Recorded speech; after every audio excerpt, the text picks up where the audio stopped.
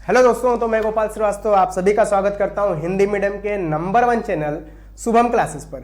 तो जैसा दोस्तों हम लोगों ने अभी तक पढ़ चुका था कि शून्य कोटि की अभिक्रियाएं क्या होती हैं, प्रथम कोटि की अभिक्रियाएं क्या होती हैं, इनसे संबंधित जो बोर्ड्स के पेपर में आने वाले क्वेश्चन रहते हैं उनके बारे में पढ़ चुका था दोस्तों। आज हम लोग पढ़ेंगे दोस्तों द्वितीय कोटि की अभिक्रियाओं के बारे में, तृतीय कोटि की अभिक्रियाओं के बारे में और nवीं कोटि की अभिक्रियाओं के बारे में। मतलब इनके अलावा और भी कोई दे दिया जाए, कोई भिन्नात्मक में 1/2 कोटि की अगर दे दिया जाए, -1/2 कोटि की दे दिया जाए, तो इन सभी के बारे में दोस्तों पढ़ेंगे। तो हम लोग सबसे पहले देखते हैं द्वितीय कोटि की अभिक्रियाओं के बारे में। तो यहां पर दोस्तों लिख लेते हैं द्वितीय कोटि की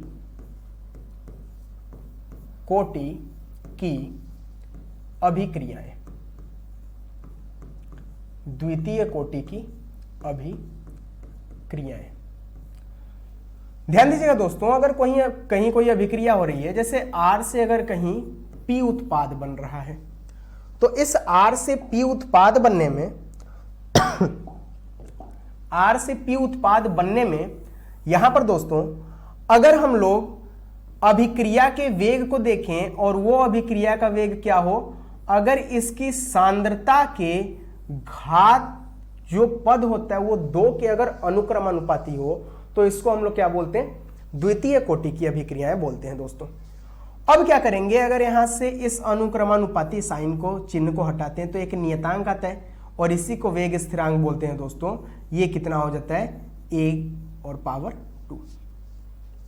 अब अगर हम लोग R का मान देखें तो R का मान जैसा हम लोग शुरू से करते आए हैं, R को क्या लिख सकते हैं, -dr/dt और बराबर यहां पर क्या हो जाएगा दोस्तों, K और A का पावर 2। अब इस A को हम इस साइड भेज देते हैं, A नहीं, ऐसा करते हैं R लिख लेते हैं यहां पर, A के जगह यहां पर दोस्तों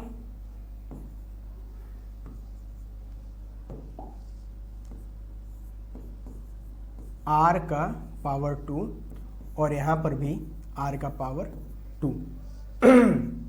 यहां पर क्या हो जाएगा दोस्तों, R का पावर 2। अब क्या करेंगे, -dr, इस R का पावर 2 को इस R के साथ लाते हैं तो कितना हो जाएगा, R का पावर 2 और dt को अगर K के साथ गुणा कर देते हैं तो हो गया K dt। अब क्या करेंगे, दोनों तरफ हमको दोस्तों पूरी राशि, मतलब इसके पूरी मात्रा को अगर प्राप्त करना है तो अवकलन करते हैं, अवकलन का प्रयोग करते हैं। अगर इस तरफ अवकलन करें और इस तरफ अवकलन करें तो अवकलन में ध्यान दीजिएगा, सॉरी समाकलन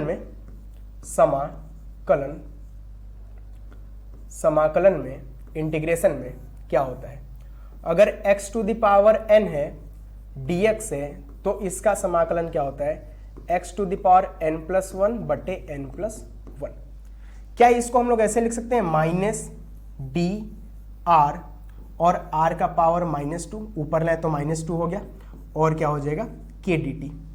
अगर इसका हम लोग समाकलन करते हैं दोस्तों तो r का पावर -2 है, -2 को अगर करेंगे तो कितना हो जाएगा, यहां पर माइनस और लिमिट लगा देते हैं r0 से r और यहां dt का लगा देते हैं t, 0 से t। समय 0 पर जो प्रारंभिक सांद्रता थी वो कितनी थी, r0 थी। t पर जो बची हुई सांद्रता है वो कितनी है दोस्तों, r है। इसको मैं और भी कलर यूज कर लेता हूं,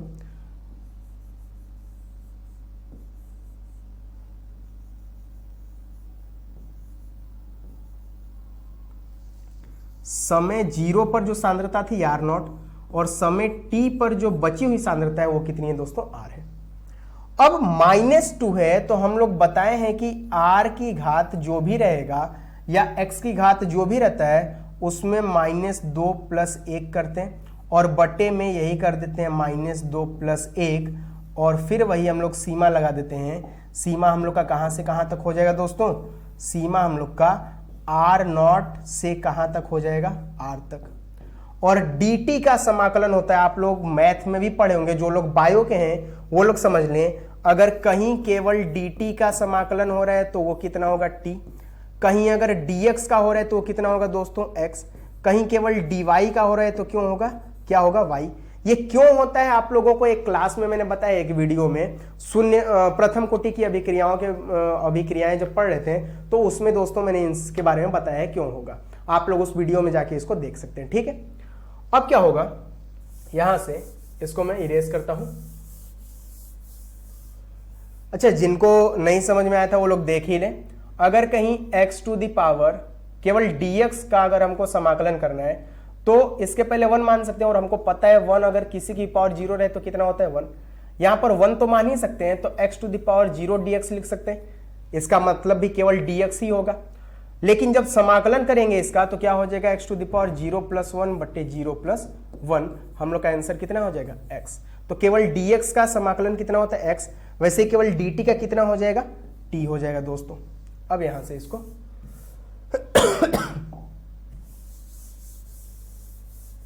इरेज कर दिए। अब इसको हम लोग लिख लेते हैं ऊपर में कि क्या है, तो माइनस और r के पावर -1, -2 + 1 कितना हो गया -1 बटे -2 और +1 कितना हो जाएगा -1, और कहां से कहां r0 से r हो जाएगा बराबर। यहां पर क्या हो जाएगा kt है, तो इसको हम लोग लिख लिए kt। अब ध्यान दीजिएगा, इस माइनस को अगर हम बाहर ले लें दोस्तों तो माइनस और माइनस क्या हो जाएगा प्लस हो जाएगा, और इस r के पावर -1 को अगर हम अपॉन में लेते हैं तो r के पावर +1 हो जाएगा। मतलब क्या हो जाएगा 1/r। इस पूरे का मान क्या हो जाएगा 1/r। माइनस को माइनस से अगर बाहर कॉमन लेके गुणा कर दिए तो प्लस हो गया, और कहां से कहां r0 से r बराबर kt।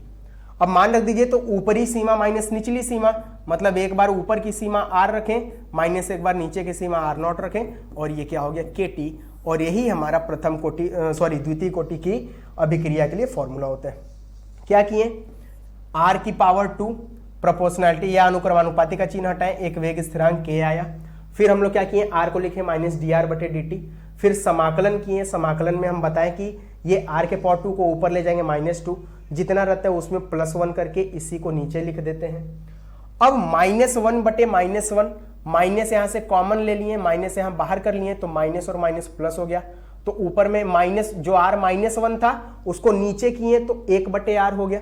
अब 1/r यहां पर सीमा लगा हुआ था, तो हम लोग क्या किए, ऊपर की सीमा माइनस नीचे की सीमा गुणा कर दिए, यहां पर मान रख दिए, पहले r रखें फिर r0 और kt। ये हमारा दोस्तों क्या हो गया मान हो गया। या यहां से ही t बराबर क्या हो जाता है 1/k, और यहां पर लिख देते हैं 1/r - 1/r0। ये हम लोग का दोस्तों क्या हो जाएगा t का मान होगा। इसको मैं और भी कलर से थोड़ा डार्क कर देता हूं, t बराबर 1/k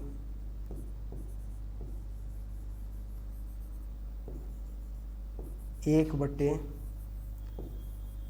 - 1/r0)। ठीक है दोस्तों, तो इसको आप लोग नोट कर लीजिए। ये आप लोगों की प्रथम कोटि की अभिक्रिया के लिए होगा। ठीक है, नोट कर लीजिए इसको दोस्तों। ठीक है, अब क्या करते हैं, इसमें एक हम लोग का छोटा सा ग्राफ बनता है, और उस ग्राफ को हम लोग देख लेते हैं। अगर यहां पर हम ग्राफ को देखें तो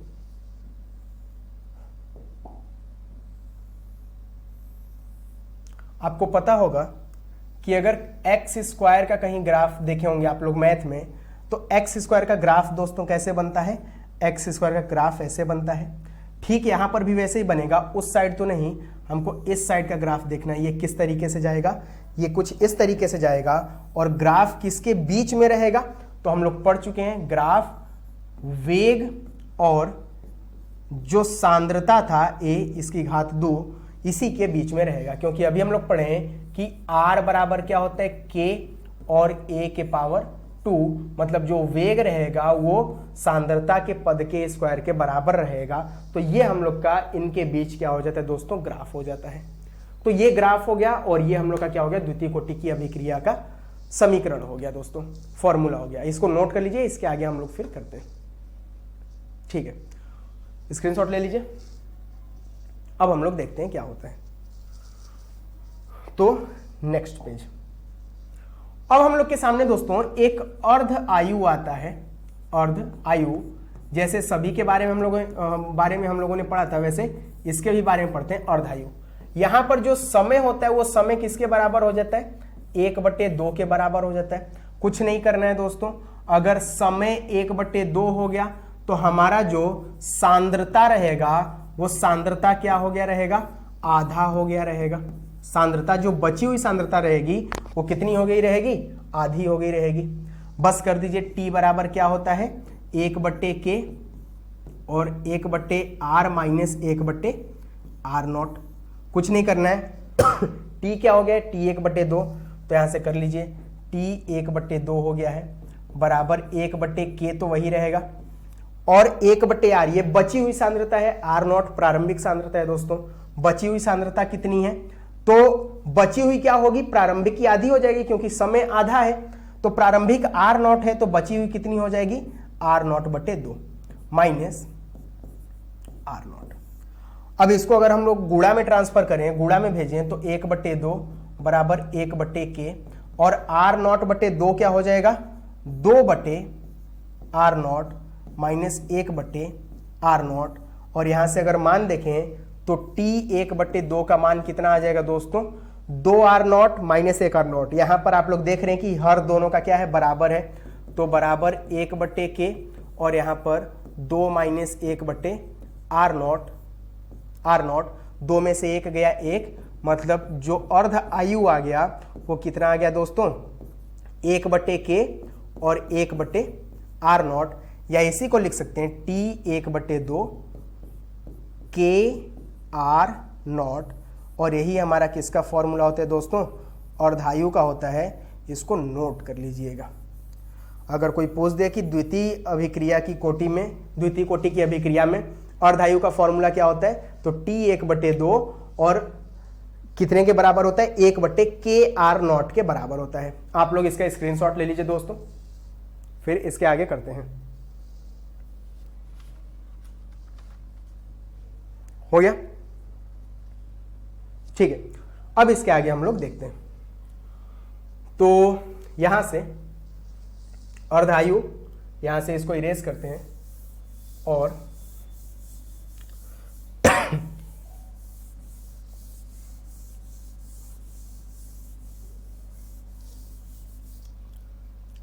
एक हम लोग का ग्राफ बनता है दोस्तों। यही द्वितीय अभिक्रिया की कोटि में यही एक ग्राफ बनता है।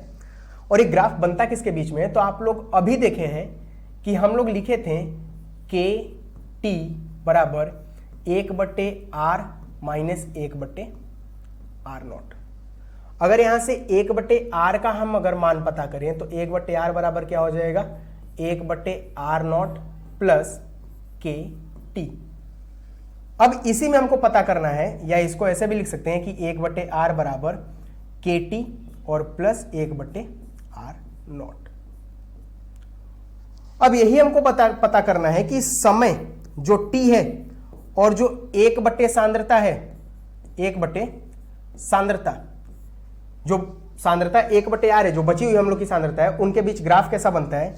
तो 1/R0 का बनता है। मतलब 1/R0 ये कहीं 0 से स्टार्ट नहीं हुआ है, ये 1/R0 किसी एक पॉइंट से स्टार्ट होगा, और पॉइंट से स्टार्ट होने पर हम लोग इसका कुछ बिंदु क्या मान लेंगे? इसको ये मान लेंगे बिंदु कि यहां पर 1/R0 है। यहां से यहां तक का हम लोग बिंदु का मान क्या दे देंगे? 1/R0। ये यहां से यहां तक हो गया। और यहां से ग्राफ हमारा आप लोग देख रहे हैं कि ये ग्राफ कैसा जा रहा है। ये दोनों एक दूसरे के कैसे हैं? हम लोग के एक बराबर में है। तो हम लोग का ये क्या बन जाएगा? ये ढाल K का हो जाएगा। और ये जो हम लोग का ग्राफ बनेगा दोस्तों, समय और 1/सांद्रता के बीच ग्राफ बनेगा। ढाल क्या बताएगा? K के बारे में। यहां से यहां तक का जो हम लोग का बिंदु का दूरी होगा वो कितना होगा? 1/R0 होगा। किसे हम लोग पता किए? इसी वाले फॉर्मूले से पता किए हैं। नोट कर लीजिए इसको, और फिर उसके बाद आप लोगों का आगे का चैप्टर चलता है। आगे का जो टॉपिक है उसको हम लोग डिस्कस करते हैं। ठीक है, अब ये तो हो चुका होगा। अब देखिएगा, इनके कुछ उदाहरण के बारे में समझते हैं। उदाहरण, आप लोग एस्टर के बारे में सुने होंगे, एस्टर,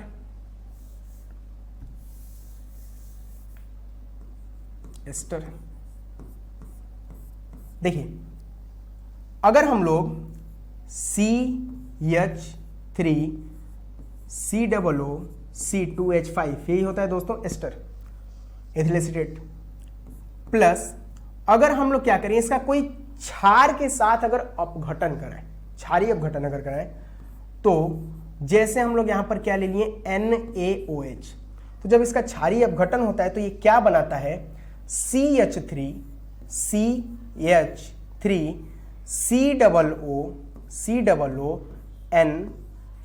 सोडियम एसीटेट के फॉर्म में बनाता है। मतलब सोडियम जो प्लस वाला आयन रहेगा वो इसके साथ चला जाएगा, OH जो माइनस आयन रहेगा वो किसके साथ आ जाएगा, C2H5 के साथ आ जाएगा। तो यहां से बन जाएगा C2H5OH, इसको बोलते हैं हम लोग एथिल एल्कोहल, और ये हम लोग का सोडियम एसीटेट बन जाता है दोस्तों। ये किसका एग्जाम्पल होता है, तो ये हम लोग का हो जाएगा द्वितीय कोटि की अभिक्रिया का, और बहुत ही महत्वपूर्ण ये हम लोग का उदाहरण होता है ये द्वितीय कोटि की अभिक्रिया में। इसको बहुत बार पेपर में पूछा जाता है कि बताइए एस्टर का जो हम लोग क्षारीय अपघटन करते हैं किसी क्षार के साथ, आप लोग अम्ल क्षार के बारे में तो पढ़े होंगे, तो अगर हम लोग इसका क्षारीय अपघटन करते हैं तो हम लोग का CH3COONA बनता है और C2H5OH बनता है। इसी को पेपर में रिएक्शन डायरेक्ट पूछ दिया जाता है कि बताइए रिएक्शन क्या होता है यहां पर। ठीक है, नोट कर लीजिए दोस्तों इसको। ठीक है, अब इसके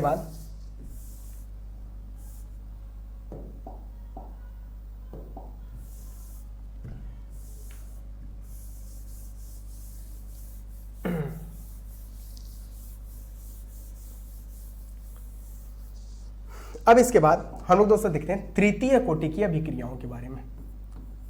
तृतीय कोटि की अभिक्रिया,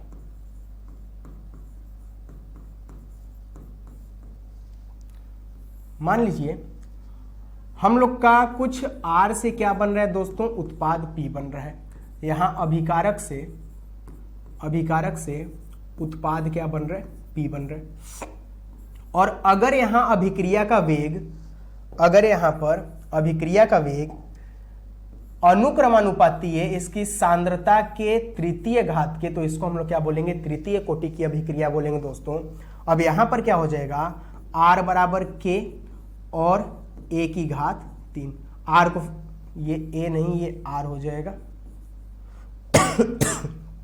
फिर से वही करना है दोस्तों, R को हम लोग क्या लिखेंगे, तो माइनस dr बटे dt और बराबर क्या हो जाएगा, K और R की पावर 3। इसको इस साइड भेजेंगे तो माइनस dr बटे R पावर 3 बराबर K dt। समाकलन करेंगे दोस्तों दोनों तरफ का फॉर्मूला प्राप्त करने के लिए, तो R की पावर -3 को ऊपर ले जाएंगे तो माइनस यहां पर क्या हो जाएगा, dr और R की पावर -3 बराबर K dt। जीरो समय पर सांद्रता कितनी रहेगी, शुरू में पूरी रहेगी R0, T समय पर कितनी हमारे पास बच जाएगी, R बच जाएगी, तो R लिख दिए। इसको किसी और भी कलर से हम लिख देते हैं, जैसे अगर यहां पर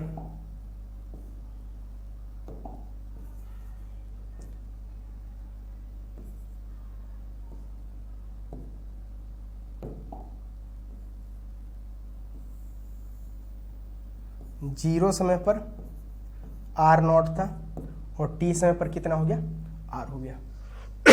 तो अब इस टाइम क्या करेंगे, -3 का करना है तो लिख देंगे माइनस, और R की पावर -3 का क्या हो जाएगा, तो बहुत आसान है, -3 + 1 और बटे में -3 + 1।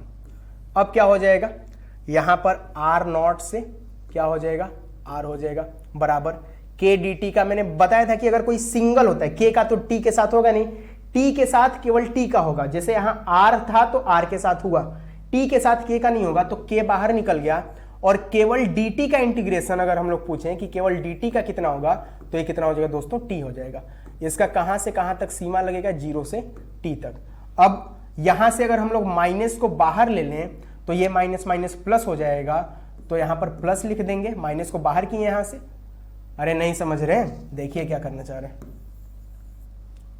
देखिए अगर आप लोगों को दिक्कत हो तो फिर से माइनस, यहां क्या हो जाएगा आर की पावर -2 बटे -2, और ये कहां से आर नॉट से आर बराबर के, और टी का यहां पर पहले हम लोग क्या, अभी तो दोनों को साथ ही में कर लेते हैं, 0 से टी। -2 में से माइनस को अगर बाहर निकालने तो ये प्लस हो जाएगा, और r की पावर 2 को अगर नीचे भेजें -2 को, तो r की पावर 2 हो जाएगा, मतलब 1/2 r की पावर 2 लिख सकते हैं। ठीक है, अब क्या हो जाएगा, यहां r नॉट से r बराबर, और लिखेंगे k, और t कहां से कहां, 0 से t। क्लियर है। अब उसके आगे हम इस लाइन को अभी मिटाएंगे हो सके, क्योंकि वहां पर जगह कम है। फिर से किसी और भी कलर का यूज कर लेते हैं। अब इसके नीचे देखते हैं कैसे होगा। तो ये तो प्लस बन चुका है, अब प्लस बन चुका है तो कोई दिक्कत ही नहीं है।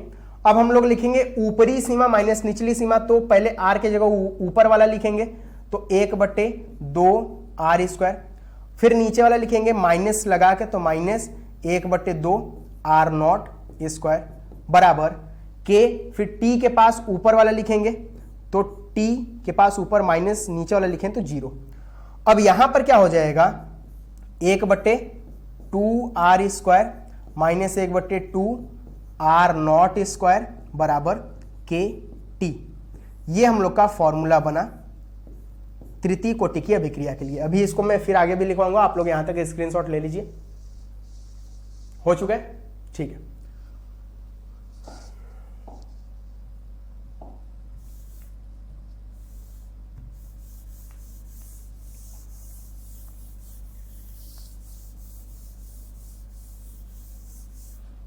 अब देखिएगा क्या होगा यहां पर, तो KT बराबर 1/2 r² माइनस 2 r0²।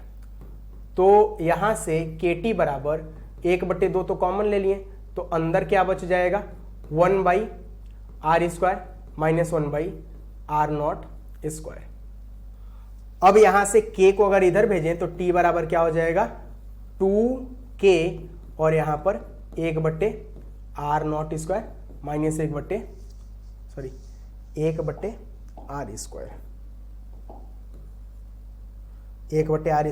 और यहां r0², और यही हमारा पूरा क्या हो जाएगा दोस्तों, फॉर्मूला होगा। ये फॉर्मूला मुश्किल से 3 या 4 लाइन का होता है, 5 लाइन का होता है, लेकिन आप लोग को समझाने के लिए केवल इतना लाइन गया है। अगर आप लोगों को ये केवल एक लाइन में आप पूरा इस इंटीग्रेशन को कर लेते हैं, समाकलन को कर लेते हैं, तो बाकी ये 3-4 लाइन करने का आप लोग को जरूरत ही नहीं है। आप लोग डायरेक्ट यहां पर आ सकते हैं, यहां पर आए, 2 कॉमन ले लिए, 2 कॉमन लेके के को इधर गुणा में भेज दिए, आप लोग का फॉर्मूला यहां पर तैयार हो गया। ठीक है, तो ये तृतीय कोटि की अभिक्रिया के लिए था। नोट कर लीजिए इसको दोस्तों। ठीक है, अब देखिएगा इसके बाद हम लोग से पूछा जाता है अर्ध आयु के बारे में। तो अर्धकाल के बारे में पूछा जाता है कि अर्धकाल कैसे होता है। तो वही चीज आप लोग का अर्धकाल में हो जाएगा, जो समय होता है वो समय कितना हो जाएगा, T1/2 हो जाएगा। अब T1/2 क्या होगा हमारा, यहां पर आप लोग अगर देखेंगे तो हम लोग का फॉर्मूला कितना आ चुका है, T बराबर 1/2K और 1/r² माइनस 1/r0²। T के जगह T/2 रख दीजिए, 1/2 बराबर 1/2K।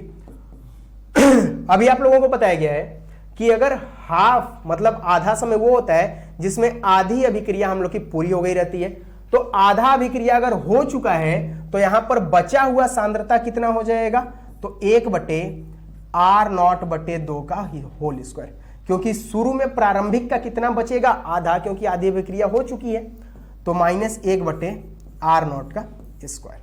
अब यहां से अगर इसको करेंगे तो T1/2 बराबर 1/2K, 2 का स्क्वायर 4 ऊपर ले जाएंगे, और यहां से क्या हो जाएगा, r0² माइनस 1/r0²।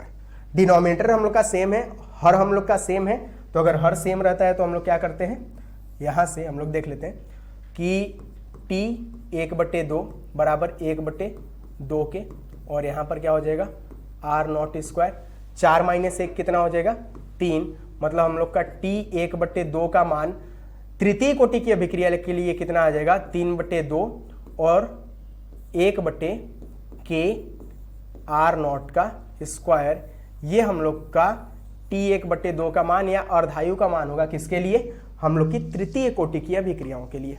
ठीक है, तो यहां तक दोस्तों आप लोग नोट कर लीजिएगा, ये आप लोग का द्वितीय तृतीय सभी जितनी प्रकार की अभिक्रियाएं सभी के लिए चलता जा रहा है, तो इसको नोट कर लीजिएगा। अब इसके बाद हम लोग लास्ट पढ़ेंगे जो कि n कोटि की अभिक्रियाओं के लिए है, तो यहां तक नोट कर लीजिए और फिर हम लोग आगे बढ़ते हैं। ठीक है, ठीक। अब n कोटि की अभिक्रियाओं के लिए, n कोटि की अभिक्रिया के लिए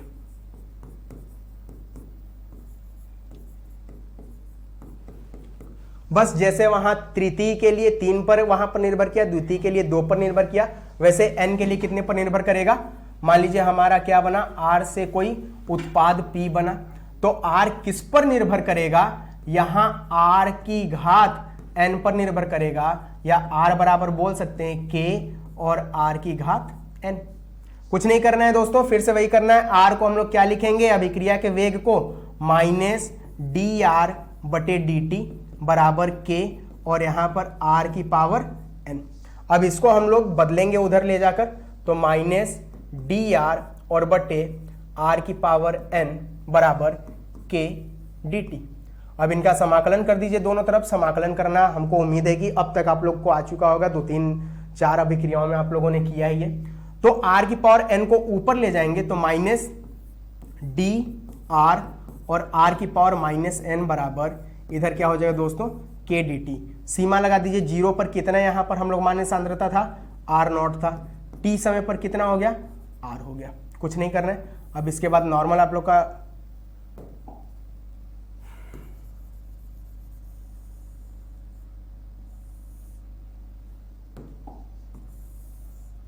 यहां पर R हो गया और समय t।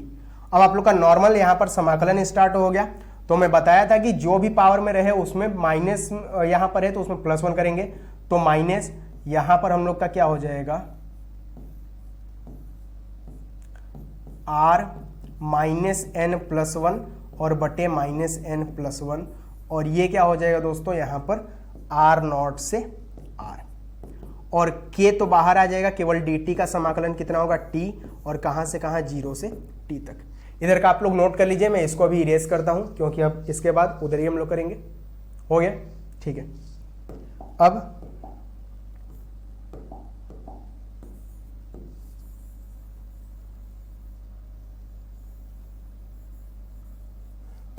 अब क्या करेंगे, यहां से इसको हम लोग लिखेंगे माइनस R की पावर -n+1 और -n+1, और इसको क्या कर देंगे R0 और ये R हो जाएगा, ये K और कितना दिया T, 0 से T। अगर यहां से दोस्तों हम माइनस कॉमन ले लेते हैं तो माइनस लेने पर ये तो बदल जाएंगे, तो माइनस अगर यहां पर लिए तो ये प्लस तो होगा, यहां पर क्या हो जाएगा -n+1 और बटे n-1 हो जाएगा। यहां से माइनस कॉमन लिए तो इनका चिन्ह बदल गया, और कहां से कहां लिमिट लगा है, R0 से R लगा है, बराबर। अगर यहां देखें तो ऊपरी सीमा माइनस निचली सीमा होता है, मतलब इसको क्या लिख सकते हैं, t-0 लिख सकते हैं। तो 0 तो हट गया हमारे पास, यहां डायरेक्ट क्या बच जाएगा, केवल t बच जाएगा, तो हम इसको लिख सकते हैं डायरेक्ट kt। अब इसको अगर हम लोग नीचे में लाएं तो अपॉन में लाने पर ये क्या हो जाता है, प्लस हो जाता है। अपॉन में लाने पर क्या हो जाएगा, प्लस हो जाएगा, तो इसको हम लोग लिख सकते हैं 1/n-1, और इसको अगर लाएं तो r, और ये कितना हो जाएगा n+1। ठीक है दोस्तों। अब यहां पर क्या हो जाएगा, इसका सीमा लिखना है R0 से R लिखना है बराबर KT। तो सीमा तो अब आप लोग लगाना सीख ही गए होंगे, उसको नोट कर लीजिए, मैं इसको फिर इधर का इरेज करता हूं। ठीक है,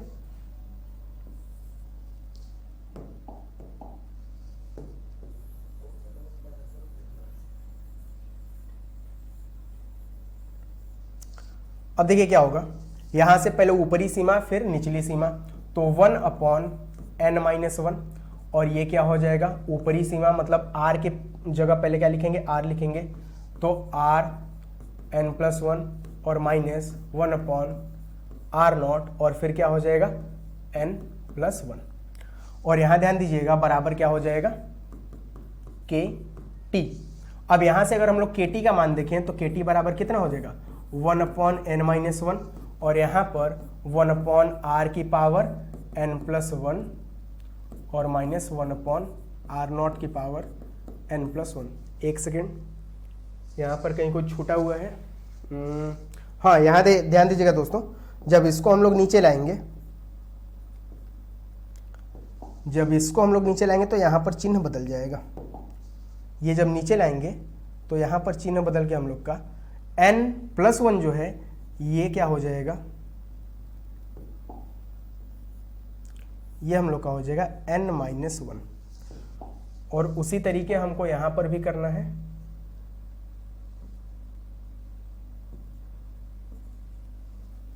ये आप लोग कर लीजिएगा n-1 n-1 n-1 और n-1। तो ये हम लोग का kt का फॉर्मूला हो जाएगा कि kt बराबर 1/n-1 1/r और power n-1 minus 1/r0 power n-1।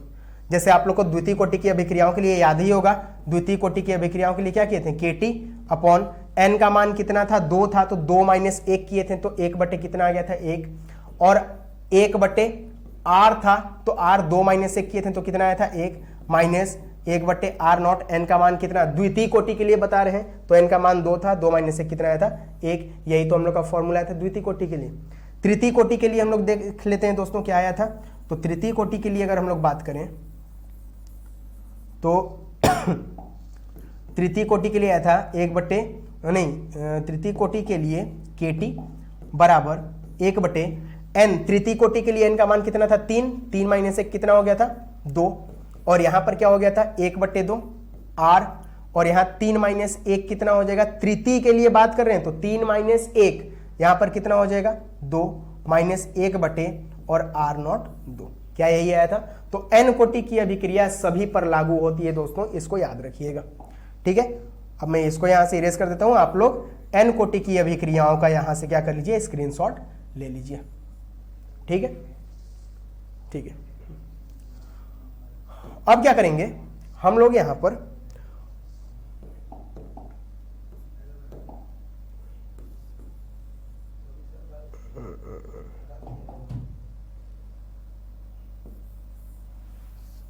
क्या करेंगे, अब यहां अर्ध आयु के बारे में बात करेंगे।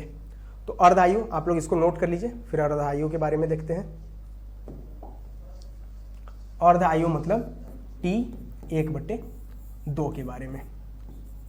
t/2 अर्ध आयु कहीं पर भी, तो आपको पता है कि t/2 तब होगा जब सांद्रता क्या हो